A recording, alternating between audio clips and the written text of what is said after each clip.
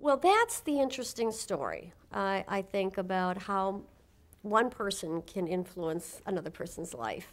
And when I was in college, I took off about 6 weeks between my junior and senior year in college and went to Europe, which was my first trip to Europe. And I really basically went there like most college kids would do, to have a good time, to party and meet people and have a good time.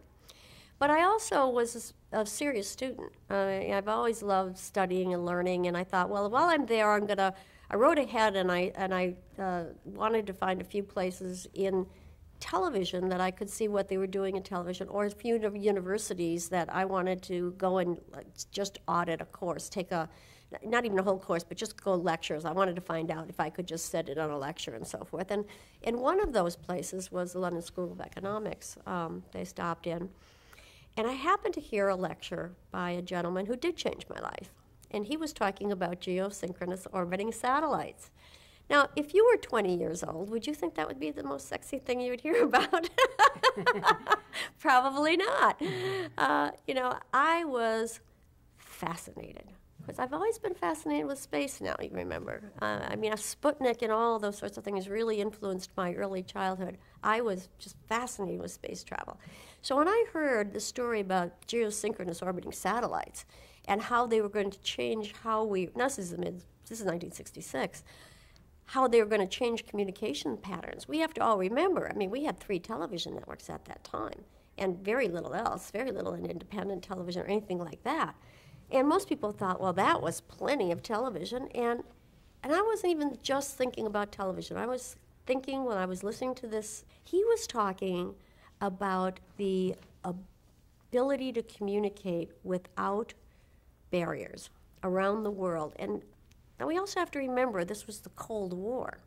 We had the Iron Curtain. We had the communist countries that we didn't know that much about, really.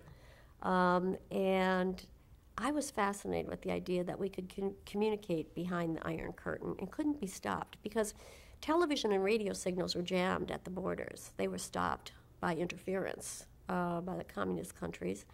And I felt that not only the communist countries, but socialist, repressive governments, dictatorships, I just thought, what a wonderful way to open up people's minds. I have always really believed since I was a little kid in the power of the idea.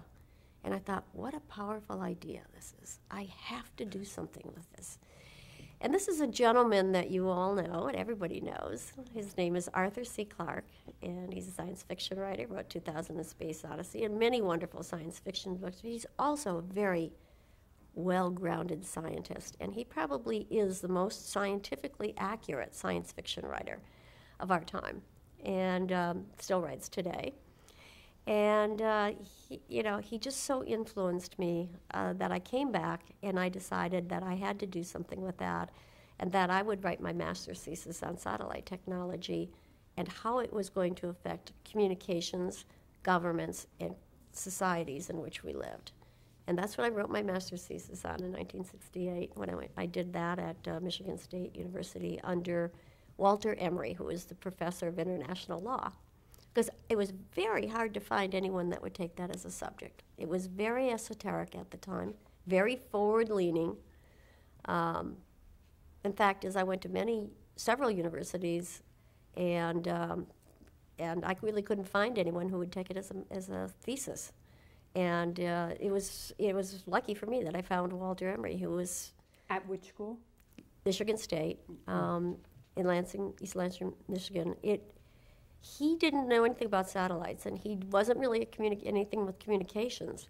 His specialty was international law, and he said to me, Kay, I have no idea if what you are saying is going to be valid or not. I don't understand satellites. I don't really know much about television or communications. He said, but one thing I do know about intellectual property is that if what you're saying is true, there's going to be a great need for intellectual property laws on a global basis.